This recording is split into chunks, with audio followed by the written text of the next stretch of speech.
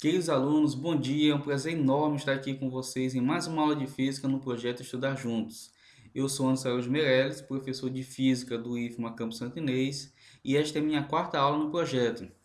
Nesta oportunidade, nós estudaremos as aplicações das leis de Newton. Queria lembrá-los que na aula passada o professor Rui Deglan abordou os aspectos teóricos e matemáticos das leis de Newton e hoje nós faremos as aplicações desses aspectos. Então, nosso objetivo na aula de hoje é reconhecer os fenômenos físicos que envolvem a lei de Newton e também saber realizar operações com eles. Para isso, nós faremos análise de problemas que envolvem a lei de Newton de forma individual ou combinadas. E faremos essa aplicação diretamente em questões do Enem das edições de 2010 a 2019.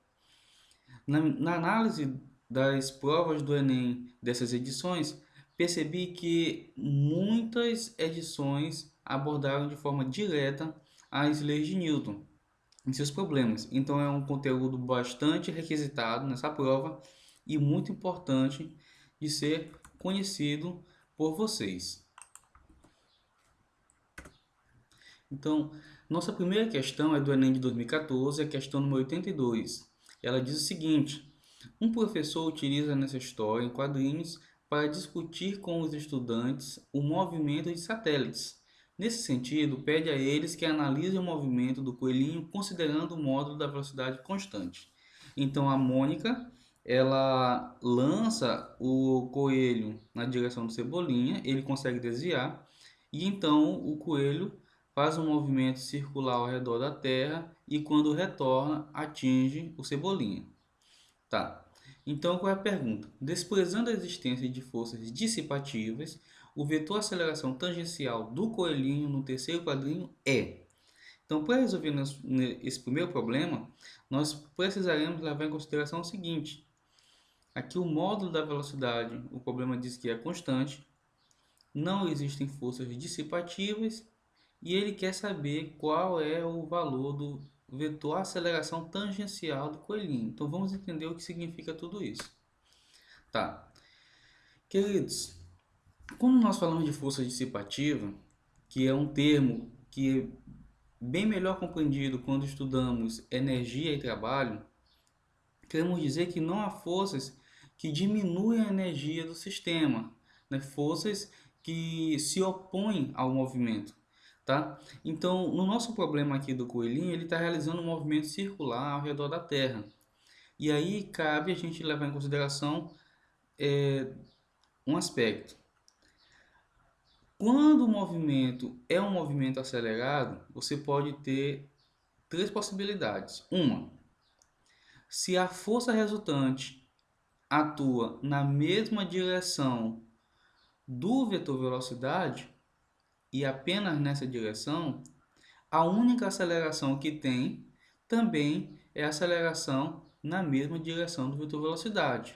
E isso pode resultar em duas coisas. Uma, no aumento da intensidade da velocidade quando essa aceleração está no mesmo sentido, ou na diminuição da intensidade do vetor velocidade quando a aceleração está no sentido oposto.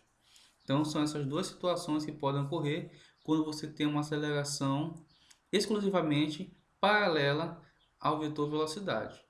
Uma segunda situação é quando você tem uma aceleração exclusivamente perpendicular ao vetor velocidade. Nesse caso, não há mudança na intensidade da velocidade, mas há mudança na direção e no sentido, continuamente. É o que acontece, por exemplo, no movimento circular uniforme. A única aceleração que você tem é a aceleração centrípeta, que é perpendicular ao vetor velocidade. Naquele movimento, a gente sabe que com a velocidade é uma grandeza vetorial, quando ela sofre mudança na direção e sentido, significa que o objeto que está sofrendo esse movimento, ele está submetido a uma aceleração. Nesse caso, ela é perpendicular. No caso geral, é quando você tem um vetor aceleração decorrente de uma força resultante, que não é nem paralelo e nem perpendicular, ele forma um ângulo com o vetor velocidade. Nesse caso, você pode decompor essa aceleração nessas duas componentes. E aí você vai ter o seguinte resultado: tanto a intensidade da velocidade quanto a direção e sentido vão variar. Então, nesse caso, queridos, como o movimento ele ocorre com velocidade constante, então não é possível que haja essa componente de aceleração que é paralela ao vetor velocidade, já que a velocidade é constante, então não está havendo variação de velocidade. Isso significa que essa componente paralela, que também pode ser chamada de tangencial aqui, ó, porque tangencia o deslocamento da partícula, ela é nula. Então, a resposta do nosso problema é a letra A. Tudo bem? Então, passemos agora para o segundo problema. O nosso segundo problema é uma questão do Enem de 2016, a questão número 86. Vamos lá. A figura mostra uma balança de braços iguais em equilíbrio na Terra, onde foi colocada uma massa mzinho, e a indicação de uma balança de força na Lua, onde a aceleração da gravidade é igual a 1,6 metros por segundo ao quadrado, sobre a qual foi colocada uma massa m. Então, qual é a nossa situação? Nós temos dois objetos aqui com uma determinada massa que estão exercendo uma força sobre a balança e a balança está exercendo uma força sobre eles. Desse outro lado, um outro objeto que também está exercendo uma força sobre a balança e a balança está exercendo uma força sobre ele. Essas duas situações aqui configuram problemas da terceira lei de Newton, ação e reação. Só que o nosso interesse aqui é na força que esses objetos empregam sobre a balança, tá?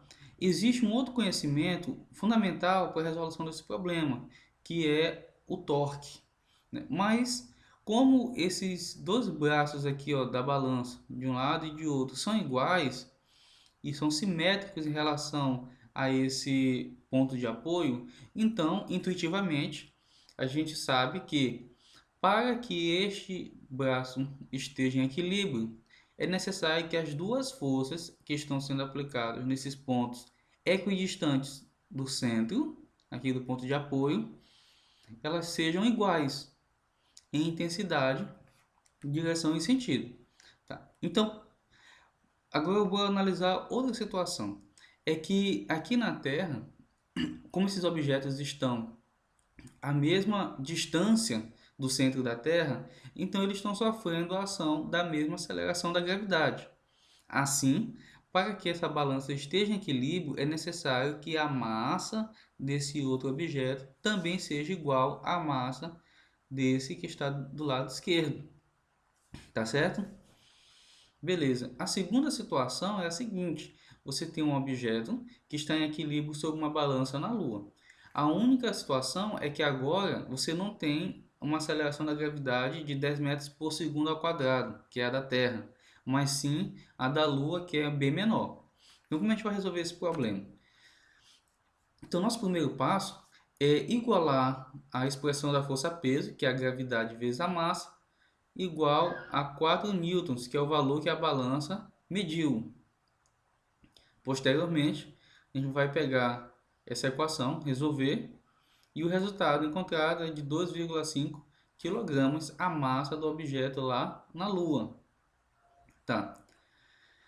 Certamente, se esse objeto estivesse na Terra, o valor apresentado pela balança seria maior, certo? Porque nesse caso, a aceleração da gravidade seria mais intensa. Nosso segundo passo agora é fazer a razão que o programa pede, que é o valor de m maiúsculo por m minúsculo. Então, fica 2,5 kg sobre 1,0 kg, que vai dar igual a 2,5. Adimensional, porque eu estou fazendo uma razão entre duas grandezas de mesma unidade. Então, o resultado é a nossa letra B. Tá. Na terceira questão, uma questão do Enem de 2016, a questão número 83. Então, bora lá.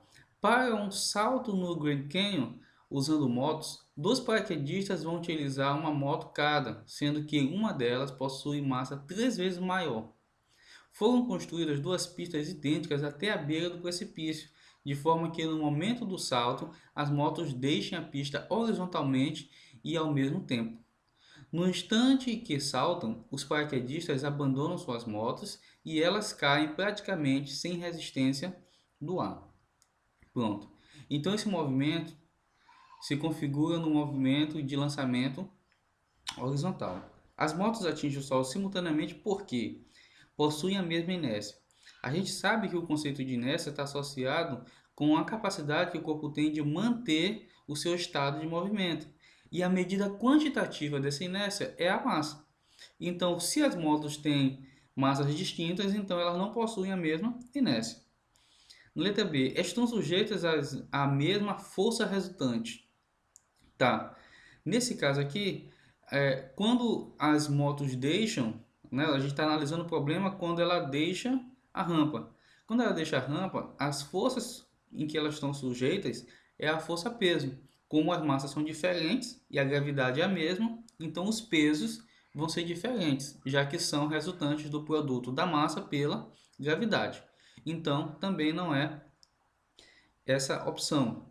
Letra C. Tem a mesma quantidade de movimento inicial, tá? Quantidade de movimento é o produto da massa pelo vetor velocidade. Isso aí a quantidade de movimento é uma grandeza vetorial, tá? Então, quando elas deixam a rampa, aqui o problema ele não deixa claro de que elas saíram com a mesma velocidade, certo?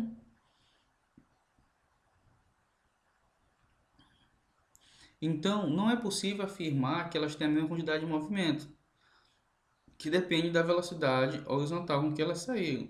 Entretanto, lá na nossa aula sobre movimentos bidimensionais, a gente viu que o tempo de queda vai ser o mesmo, independentemente dessa velocidade horizontal, né? A única coisa que vai mudar é o alcance, que vai ser maior, para que ela tiver a maior velocidade. Então, nesse caso, também não é a letra C.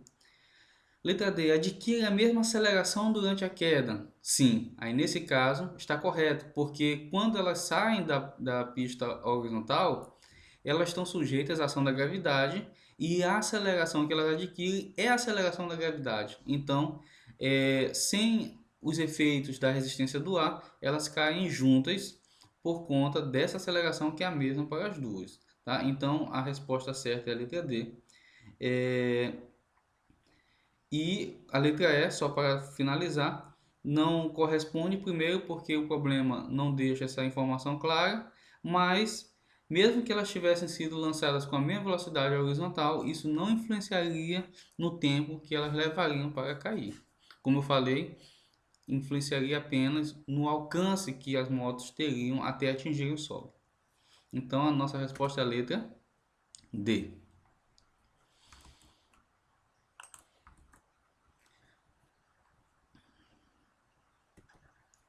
Tá. Nossa quarta questão é uma questão do Enem de 2016, questão número 73. No dia 27 de junho de 2011, o asteroide 2011 MD, com cerca de 10 metros de diâmetro, passou a 12 mil quilômetros do planeta Terra, uma distância menor do que a órbita de um satélite. A trajetória do asteroide é apresentada na figura. Então você percebe que ele vem nesta direção e em determinado momento, devido à atração gravitacional da Terra, ele sofre um desvio da sua trajetória, assumindo essa outra direção. Tá? Então, nesse caso aqui, a explicação física para a trajetória descrita é o fato de o asteroide deslocar-se em um local onde a resistência do ar é nula. Essa informação é irrelevante. Primeiro que a gente vai considerar que aquela altitude, certamente a resistência do ar é desprezível. Segundo, porque mesmo que houvesse resistência do ar, ela não seria capaz de fazer essa mudança na trajetória do objeto. Ela retardaria o movimento. Então, letra B. Deslocar-se em um ambiente onde não há interação gravitacional. Não.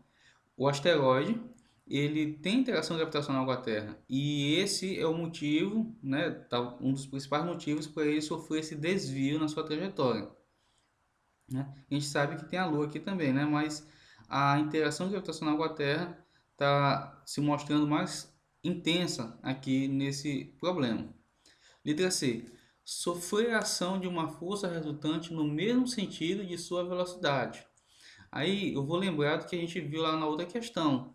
Se ele sofresse a ação de uma força resultante no mesmo sentido da velocidade, isso significa que a aceleração resultante também estaria no mesmo sentido da velocidade.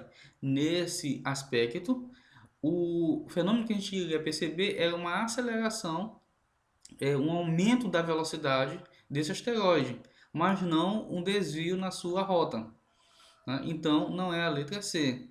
D. Sofrer ação de uma força gravitacional resultante no sentido contrário ao de sua velocidade.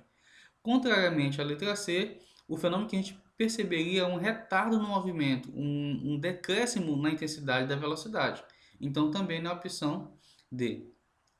Nossa última opção é estar sob a ação de uma força resultante cuja direção é diferente da direção de sua velocidade. Sim, como as direções são diferentes, então você vai ter uma componente que vai aumentar a intensidade da velocidade, que é a componente paralela à velocidade, também chamada de tangencial, e você vai ter uma componente que é perpendicular à velocidade, que nesse caso é responsável pela mudança da direção em sentido. Então, a nossa opção correta é a letra E.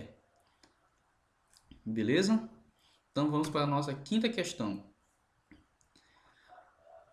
Do Enem 2012, questão número 78. Aqui tem o gráfico. Os freios ABS são uma importante medida de segurança no trânsito, os quais funcionam para impedir o travamento das rodas do carro quando o sistema de freios é acionado, liberando as rodas quando estão no limiar do deslizamento. Quando as rodas travam, a força da frenagem é governada pelo atrito cinético. Queridos, o que ele está dizendo aqui é que quando as rodas sofrem travamento, que elas estão no limiar do deslizamento, o freio é liberado para que a roda continue a girar. Isso evita que você tenha que o veículo derrape na pista. Então, durante a frenagem com freio ABS, quando a roda está na iminência de deslizar, o sistema de freio ele libera o freio, fazendo com que haja pulsos, né? Pulsos de força na frenagem, de forma que o carro ele não trave a roda completamente. Então a gente espera que o gráfico da força aplicada em função do tempo, ele vai mostrar uns saltos, né? Cada salto desse corresponde a um aumento da força, que é quando a roda é travada, e uma diminuição dessa força quando a roda é liberada. E aí você vai ter uma sequência de pulsos, né? Uma sequência de ondulações nesse gráfico. Tá? Já no caso dos freios que não tem ABS, depende da intensidade com que o motorista vai pressionar esse freio. Tá? Outro aspecto importante aqui, lembrar é que quando o carro está em movimento, mesmo que o carro esteja se movendo, a força de atrito que a gente vai considerar é a força de atrito estático entre o pneu e o solo, enquanto não há derrapagem do veículo. Alguém pode perguntar, professor, mas não está se movendo, como é que eu vou considerar atrito estático? É porque a força de atrito a gente está considerando entre as superfícies. Então, se uma superfície não está deslizando sobre a outra, o atrito é estático. Mas se de repente uma superfície passa a deslizar sobre a outra, aí o atrito passa a ser cinético. Então, a análise não é do movimento do veículo, mas sim a como uma superfície se comporta sobre a outra. Então, até o momento em que o carro está com aderência ao solo, então o atrito é estático. A partir do momento que ele passa a deslizar, aí o atrito é cinético. Então, no momento que o motorista está freando e o atrito ainda é estático, então a força que ele emprega, ela vai se igualando em módulo à força de atrito estático. né? Isso significa que o gráfico a ser construído, ele vai tendo um comportamento linear, ou seja, vai ter uma configuração de uma reta, que vai aumentando sua intensidade conforme a intensidade da frenagem. Tá?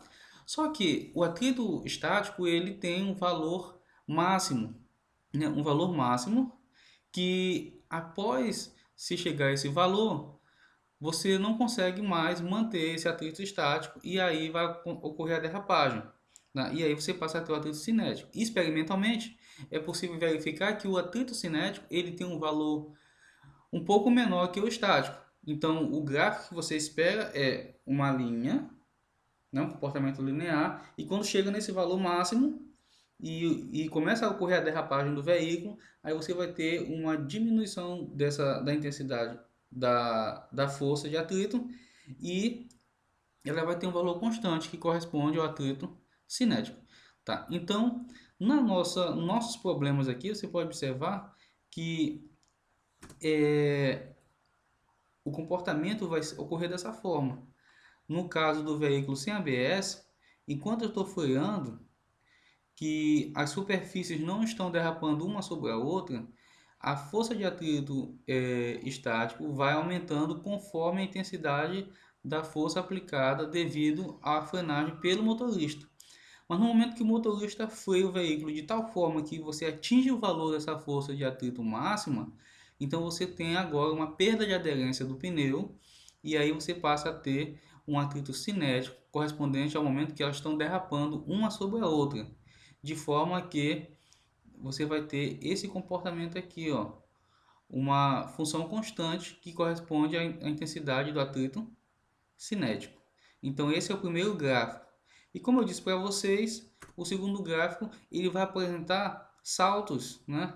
Então você vai ter um aumento daqui da força, aí chegou no limiar da força de atrito estático, aí o sistema destrava a roda, então a força diminui, a roda é liberada. Depois ele trava novamente, ó. Travou, aí ficou no limiar de deslizar sobre a superfície, aí ele destrava e trava novamente. Então ele vai ter esse comportamento aqui, ó, continuamente, enquanto o motorista estiver pisando num freio de uma forma muito intensa. Então a nossa resposta aqui do nosso problema é a letra A, ok? Tá. A questão número 6 é a questão do Enem de 2013, questão número 87. Então o que ela diz? Em um dia sem vento, ao saltar de um avião, um paraquedista cai verticalmente até atingir a velocidade limite. No instante em que o paraquedas é aberto, instante TA, ocorre a diminuição de sua velocidade de queda. Algum tempo após a abertura do paraquedas, ele passa a ter velocidade de queda constante, que possibilita a sua aterrissagem em segurança. Que gráfico representa a força resultante sobre o paraquedista durante o seu movimento de queda? Então, novamente uma questão muito bacana envolvendo gráficos, né? E gente, o gráfico nada mais é do que uma relação entre duas grandezas, tá? Então, tempo, velocidade, tempo, posição, força, tempo. Então você vai ter você pode ter várias configurações, mas sempre essa relação entre a comparação, né? Uma relação entre duas grandezas, tá? Então assim, quando ele salta do avião, o que vai acontecer? Ele começa a cair em movimento acelerado devido à ação da gravidade. Só que nesse caso aqui o movimento não é de queda livre, porque você tem a resistência do ar. E a gente sabe que quanto maior a velocidade que ele adquire, maior se torna essa resistência, né? Um fenômeno interessante é que a resistência de um fluido é tanto maior quanto maior a velocidade do objeto, né, do corpo que está se movendo nesse fluido. E você pode fazer um experimento simples para você comprovar isso de forma qualitativa. Por exemplo, você está dentro de um carro e quanto maior a velocidade dele, se você colocar a mão do lado de fora, você vai perceber que a resistência que você sofre é muito maior quanto maior a velocidade. Tá? Então, inicialmente, enquanto a velocidade dele não era tão alta, a força resultante sobre ele tinha sua magnitude em boa parte devido à força da gravidade. Então, essa força tinha um valor com uma intensidade X. A partir do momento que ele começa a ganhar velocidade, você vai ter a resistência do ar, que se opõe ao movimento. Né? Essa força de resistência do ar é uma força dissipativa. E aí, essa força vai aumentando conforme a velocidade vai aumentando. Então, ela se opõe à força da gravidade, que tenderia a fazer com que ele caísse.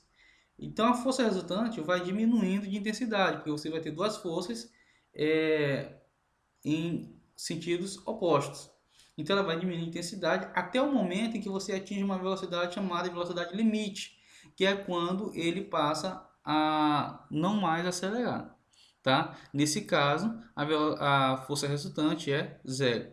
Tá? Mas no instante, então essa é a primeira análise. Na segunda situação, quando ele abre o paraquedas, o que acontece? Ele sofre uma força de ascensão que mantém o movimento do paraquedista, evitando que ele acelere mais, devido à gravidade. Então você vai ter novamente um crescimento da força, um pico de força quando ele abre o paraquedas. E aí, como a velocidade dele vai diminuindo, a ideia é que a intensidade da força vai diminuindo também. Só que agora você percebe que se antes a força resultante estava apontando para baixo, agora a força resultante está apontando para cima, fazendo com que haja uma desaceleração do movimento do paraquedista. Então ele chega no solo com uma velocidade muito mais baixa do que aquela que ele tinha como velocidade limite. Então, se na primeira análise do gráfico essa força tinha um certo valor, então na segunda análise do gráfico você vai ver que ela vai ter um valor com sinal oposto, né? Então bora ver como é esse comportamento no gráfico aqui, né? Então o nosso problema já está com a resposta, a letra B, e aqui você percebe o que eu estou dizendo. Ó. A força resultante aqui é o tempo, então no momento em que ele salta, a força resultante em sua maioria devido à força da gravidade, que faz com que ele acelere e caia com velocidade maior. Tá, mas a partir do momento que ele vai aumentando a velocidade, a força dissipativa devido à resistência do ar vai se opondo ao movimento, fazendo com que a força resultante vá diminuindo até o ponto em que ele atinge a velocidade limite, onde a força resultante é nula. Quando ele abre o paraquedas, você vai ter uma força agora não de baixo para cima, resultante, mas de cima, não de cima para baixo, mas agora de baixo para cima, uma força ascendente, que faz com que você tenha uma redução no valor da velocidade que o objeto tem, né, no paraquedista. Então, nesse caso, essa força aqui, ó, ela vai apresentar um valor negativo, tá? Se a gente considerar que essa força resultante de cima para baixo é positiva, então a de baixo para cima é negativa. E ela vai diminuindo à medida que a velocidade do paraquedista vai diminuindo também, até que ele aterrissa no solo, né? E essa força diminui. Então, o comportamento adequado é este, né? É a letra B, a nossa resposta. Certo. Questão número 7, Enem 2019. Questão 7, Enem 2019. Questão 106 do Enem 2019. Tá. Slackline é um esporte no qual o atleta deve se equilibrar e executar manobras estando sob uma fita esticada. Para a prática do esporte, as duas extremidades da fita são fixadas de forma que ela fique a alguns centímetros do solo. Quando uma atleta de massa igual a 80 kg está exatamente no meio da fita, essa se desloca verticalmente, formando um ângulo de 10 graus com a horizontal. Ou seja, ela sofre aqui essa deflexão para baixo, tá? Como esquematizado na figura. Sabe-se que a aceleração da gravidade é igual a 10 metros por segundo ao quadrado e o cosseno de 10 graus é 0,98 e seno de 10 graus é 0,17. Qual é a força que a fita exerce em cada uma das árvores por causa da presença do atleta? Tá. Queridos, aqui nós temos um problema de equilíbrio, né? Então a gente tem um problema relativo à primeira lei de Newton. Agora a gente deve calcular os valores das forças e de forma que elas entrem em equilíbrio, né? Então aqui eu vou esquematizar o problema, né? Aqui nós temos a atleta e ela está sobre a corda, né? A corda está amarrada aqui na árvore e devido a esse esticamento da corda, ela formou esse ângulo de 10 graus com uma direção horizontal. Então, é isso que diz o problema. Tá? Então, nesse ponto em que ela está se apoiando sobre a fita, você vai ter a força pesos dela aplicada sobre a fita e você vai ter essa força aqui, ó, que é devido à elasticidade da fita. Ela se distendeu, então você vai ter essa força aplicada também nesse ponto, né? Nessas duas direções. Tá? Que tendem a fazer com que a fita volte ao seu estado natural. Tudo bem. Então, qual é a situação? Para que eu possa resolver esse problema, é importantíssimo que eu faça um sistema de eixos de coordenadas.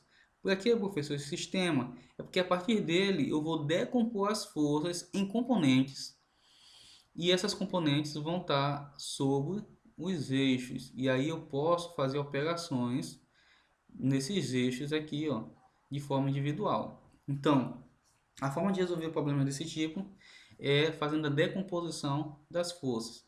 Então, bora lá. Essas duas forças aqui em azul, elas decompostas vão resultar nesse vetor verde. Então, esse vetor verde é a soma das duas componentes de cada uma dessas forças aqui, ó, sobre o eixo Y, tá?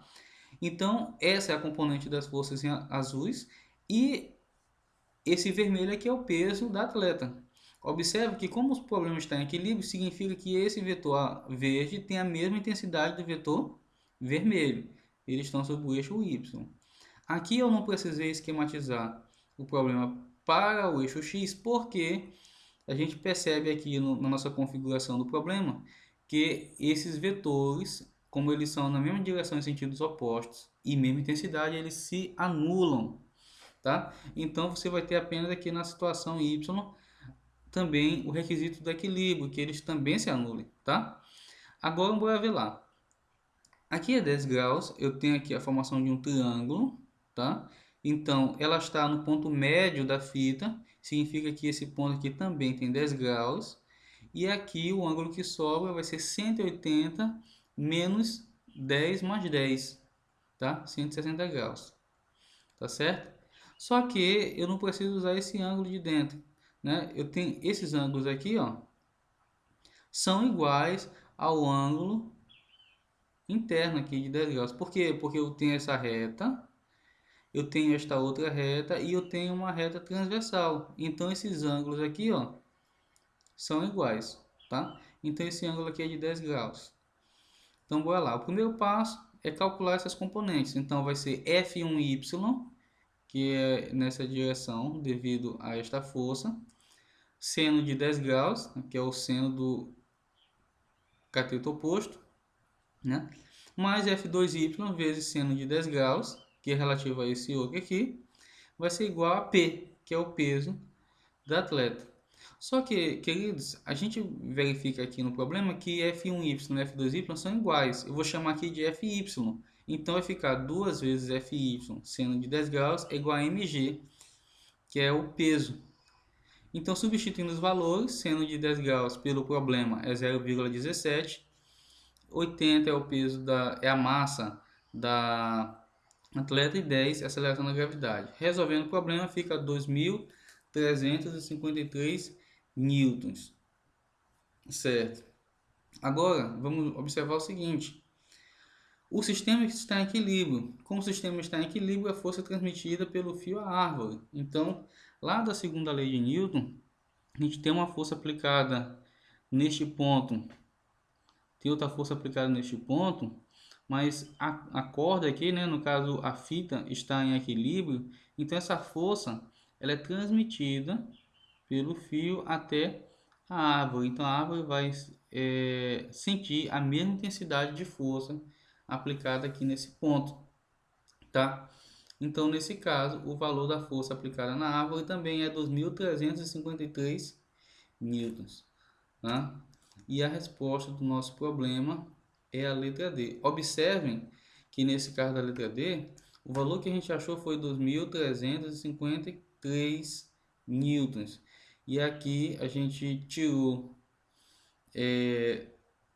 três casas decimais, e como aqui o 5, o 53 é maior do que 5, né? Porque tem esse 3 aqui posterior, então o valor foi arredondado para 4. É um problema lá de arredondamento de grandezas físicas, né? Então, como aqui eu quero a minha primeira casa decimal vai ser o 3, mas seguido de 5, de um número maior do que 5, então esse valor vai ser arredondado com um valor imediatamente superior, que no caso é o 4, tá? Então ficou 2,4 vezes 10 elevado a 3. Essa é a resposta do nosso problema, tá bom?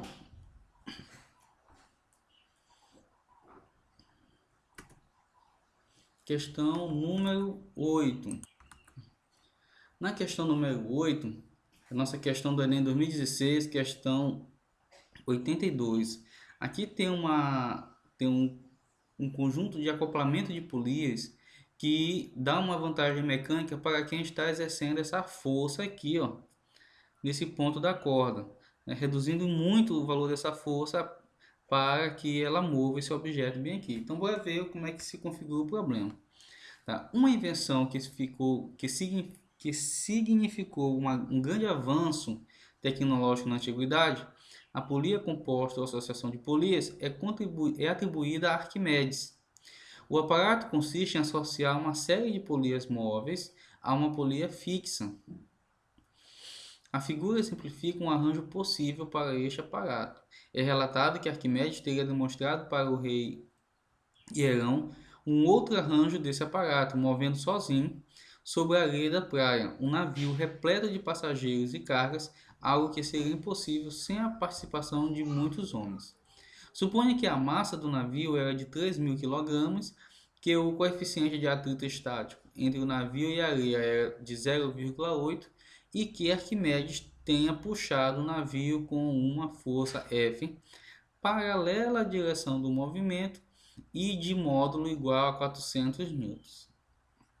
Considere os fios e as polias ideais, a aceleração da gravidade igual a 10 metros por segundo ao quadrado e que a superfície da praia é perfeitamente horizontal. Então, assim, bora lá. Primeiro, então, o fato de a força ser paralela à direção do movimento e de módulo igual a 400 newtons me diz que a contribuição da força ocorrerá apenas naquela direção do movimento. Outra, considerar que os fios e as polias são ideais significa que você vai desconsiderar, vamos dizer assim, as perdas de força nos fios e nas polias. Nesse caso, significa que a força é transmitida pelo fio e que não há uma variação da força quando você tem a passagem do fio pela polia, tá certo? Tá? Outra coisa, a aceleração da gravidade igual a 10 metros por segundo ao quadrado e a superfície da praia é perfeitamente horizontal. Significa que você não vai ter componente da força em outra direção que não seja a direção horizontal. Então vamos ver como é que a gente pode montar esse problema e resolvê-lo. Tá, queridos, eu fiz aqui um esquema. Então, você vai ter aqui o objeto. Esse objeto ele tem um peso associado devido à sua massa que está nesta direção. Só que este peso não vai nos interessar. Ele exerce um peso sobre a superfície e a superfície exerce uma força sobre ele, que é a terceira lei de Newton. Tá. Mas devido a essa interação entre o objeto e a superfície, você vai ter uma força de atrito, que eu estou chamando aqui de F1. Tá? Essa força de atrito, já que a gente está considerando que os fios e polias são desprezíveis, né, são ideais, então essa força é transmitida para o fio, para essa primeira polia. Então essa força aqui também tem intensidade F1. Observem que eu utilizei o mesmo nome, né, a mesma nomenclatura para os dois vetores, porque eles são vetores realmente iguais. Tem a mesma intensidade, mesma direção e mesmo sentido. Tá. Quando chega nessa polia, para que você tenha uma situação de equilíbrio, entre essas forças, o que vai acontecer? Ela sofre uma divisão, certo? E essa divisão é justamente em dois vetores, força de mesma intensidade, direção e sentido. Se não fosse assim, essa polia não estaria nessa configuração, ela estaria se movendo para um lado, mais para um lado que para o outro, tá? Então essa força se divide igualmente aqui, ó. Tá? Esse ponto aqui, onde é aplicada a força F2, você vai ter uma reação que é essa força, aqui eu estou colocando em cor laranja, tá? Que tem a mesma intensidade da força F2. Só que essa força em cor laranja está equilibrada com essas forças F3. Tá? Então, para que também o movimento seja nesse sentido, essa força aqui, ela se divide em dois valores iguais em cada um dos lados do fio, tá? E a soma delas vai dar a intensidade dessa outra força, que tem o valor do vetor F2. Pronto. Por último, essa força F3 sofre uma segunda divisão aqui nessa última polia, que é a polia fixa, tá? Observe que uma parte da força é exercida por este suporte da polia, equilibra com as forças F, que é a força que a pessoa está aplicando, tá? Então essa é a configuração do problema. O que a gente vai ter? Que a força F2, aqui ó, a força F2 vai ser igual à metade da força F1, certo? Porque aqui a soma dessas duas forças vai dar o valor de F1, então corresponde à metade. A força F3, aqui ó, corresponde à metade da força F2, ó. O valor desse vetor laranja é igual ao valor desse vetor F2, tá? Essa força laranja é a força aplicada sobre a polia, tá? Então, nesse sentido, F3 vai ser F2 dividido por 2, tá? Beleza. Que é igual a F1 sobre 4.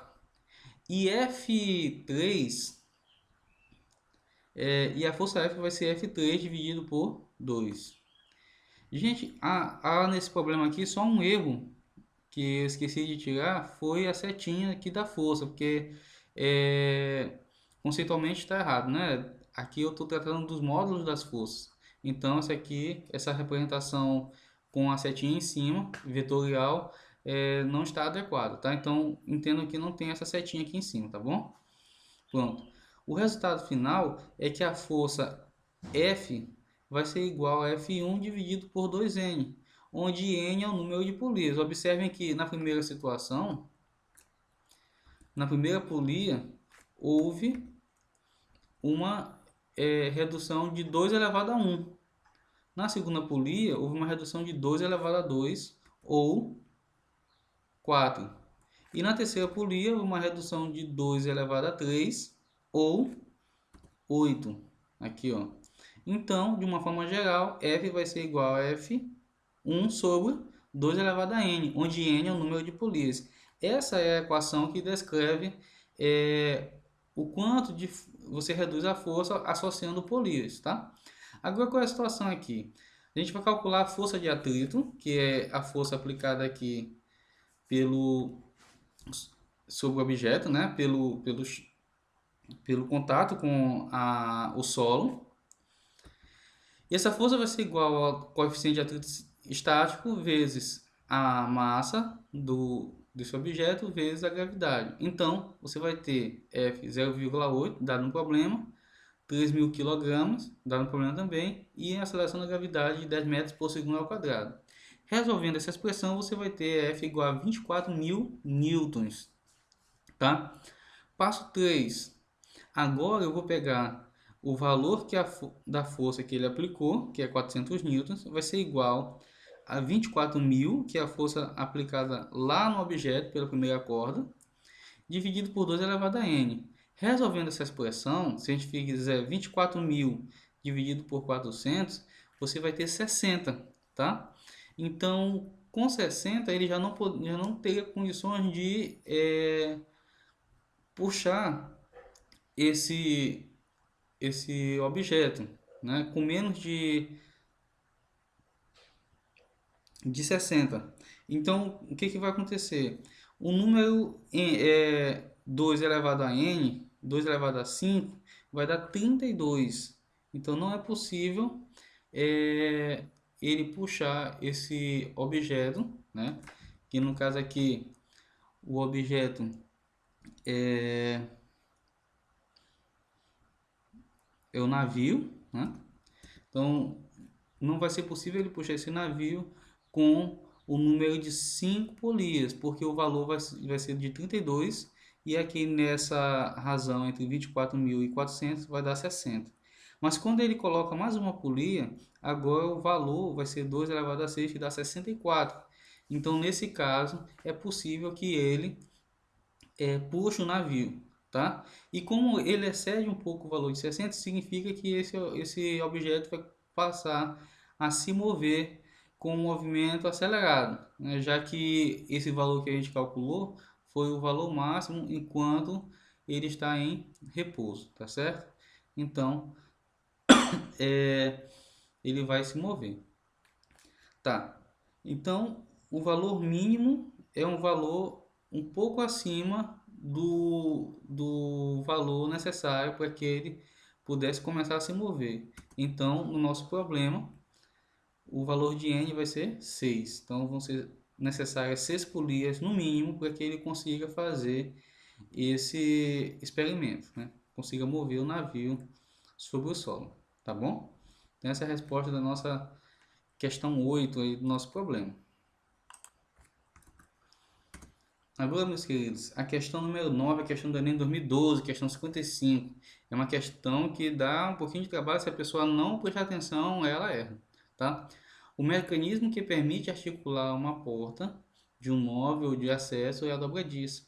Normalmente são necessárias duas ou mais dobradiças para que a porta seja fixada no móvel ou no portal, permanecendo em equilíbrio e podendo ser articulada com facilidade. No plano, o diagrama vetorial das forças que as dobradiças exercem na porta está representado em... Aqui no problema já vinha com a resposta, né, no site do MEC. Quando você baixa a prova, tem algumas provas que já vêm com a resposta na própria prova, outras vêm com gabarito do lado. Tá? Então aqui é a letra D, mas vamos entender por que é assim. Tá? Então aqui eu ampliei aqui a imagem da foto da porta. E essa aqui é a resposta correta e vamos entender por quê. Queridos, a porta está em equilíbrio aqui no portal, lá na residência. Então você observa que, devido à ação da força-peso da porta, ela é puxada para baixo, tá? E existe, aqui também é importante que a gente considere uma outra grandeza que é o torque, né? O torque ele está relativo não somente à força aplicada, mas também ao ponto em que ela é aplicada em relação ao ponto de apoio, né? Ao redor do qual vai ser realizado a rotação, tá? Mas é possível a gente analisar esse problema a partir da terceira lei de Newton, tá? Então assim, se a gente imaginar que a força está puxando aqui para baixo, o peso, e como a porta ela a gente vai considerar que ela é homogênea, então o centro aqui de gravidade da porta é o mesmo centro de massa, então o que vai acontecer? A tendência é que essa porta seja puxada para baixo nessa direção, tá? Ela vai ser puxada não com uma força nesse sentido, nessa direção, mas nessa configuração, tá? Beleza. Por conta disso, essa força aqui laranja é com que a porta puxa a dobradiça nessa direção, tá? E outra situação é que, em relação a esse ponto, a força-peso faz com que a porta empurre a dobradiça nessa direção. Pela terceira lei de Newton, a dobradiça, esse ponto da dobradiça, ele vai exercer uma força sobre a porta, uma nesta direção e a outra nesta outra direção, tá? E claro, a configuração do problema, né, devido à força-peso aplicada e essas forças aplicadas pela dobradiça sobre a porta, ela se mantém em equilíbrio. Então, o nosso problema ele é resolvido dessa forma, tá bom? Então, a força aplicada pela porta sobre a dobradiça vai ser esta na parte de cima. A tendência aqui você percebe que é puxar a dobradiça, né? É tentar soltar a dobradiça. Se você fizer uma experiência mental aqui rapidinho, ou mesmo fizer essa experiência em casa, o que eu já acho que não é bom fazer, se você, por exemplo, desparafusasse a parte de cima da porta, mantendo a parte de baixo fixa, a tendência era a porta rodar, né? Sofrer uma rotação e cair. Ou seja, você vê que ela puxa para cá. Agora, se você manter a parte de cima presa e soltar a parte de baixo, o que vai acontecer? Você vê que a porta, se você não mexer na porta, ela não vai sair do lugar. O que significa é que a porta, naquele ponto ali, ela está fazendo uma compressão na dobradiça, não está puxando. Então, essa configuração das forças aplicadas pela porta, e essa aqui é a configuração das forças que a dobradiça aplica sobre a porta, que é o que o nosso problema quer. Então, a resposta é esta, tá? A nossa penúltima questão, questão 10, que é do Enem de 2013, questão número 76, diz o seguinte: uma pessoa necessita da força de atrito em seus pés para se deslocar sobre uma superfície. Logo, uma pessoa que sobe uma rampa em linha reta será auxiliada pela força de atrito exercida pelo chão em seus pés. Aqui a gente tem um problema da terceira lei de Newton. Em relação ao movimento dessa pessoa, quais são a direção e o sentido da força de atrito mencionado no texto? Tá. Claro, se eu estou me movendo numa determinada direção e sentido, é importante que a força que está proporcionando esse movimento, elas também esteja nessa direção e sentido. Por quê? Porque você imagina que você está em repouso e que a gente tem o nosso problema. E você vai se deslocar numa determinada direção e sentido, tá? Então, para que a sua velocidade mude, é necessário que você tenha uma aceleração. E essa aceleração tem que estar na direção dessa velocidade que está mudando. Consequentemente, a força aplicada também. Então, quando você caminha, você empurra o chão para trás e, consequentemente, o chão empurra você para frente, fazendo com que você se locomova, tá certo? Inclusive, tem alguns textos que falam, que tratam essa força de atrito aqui nessa situação, como uma força de atrito motriz, que é justamente relativa a provocar o movimento, tá? A locomoção de algum corpo. É o mesmo fenômeno que ocorre no carro, né? Quando a roda está girando, ela empurra o chão para trás e, consequentemente, o chão empurra todo o conjunto para frente, fazendo com que ele se locomova. Então, a nossa resposta é aqui, só voltar, a letra C, né? Paralelo ao plano e no mesmo sentido no movimento, tá? É necessário que isso ocorra para que essa força seja uma força motriz, provoque o aumento da velocidade naquela direção e naquele sentido. E por isso é que ela é paralela também ao plano do movimento, tá bom? Beleza. A última questão que nós vamos abordar, queridos, ela é uma questão bem complexa, né? Devido a esse problema do carrinho A aí. Questão 128 do Enem de 2018, é bem recente. Em desenhos animados é comum vermos a personagem tentando impulsionar um barco soprando o ar contra a vela para compensar a falta de vento. Algumas vezes usam o próprio fôlego, foles ou ventiladores. Estudantes de um laboratório didático resolveram investigar essa possibilidade. Para isso, usaram dois pequenos carros de plástico, A e B, instalaram sobre estes pequenas ventoinhas e fixaram verticalmente uma cartolina de curvatura parabólica. Bem interessante aqui que a curvatura foi parabólica, para desempenhar uma função análoga à vela do barco. No carro B, inverteu-se o sentido da ventoinha e manteve-se a vela, a fim de manter as características físicas do barco, massa e formato da cartolina. As figuras representam os carrinhos produzidos. A montagem do carrinho A busca simular a situação dos desenhos animados, pois a ventoinha está direcionada para a vela. Beleza.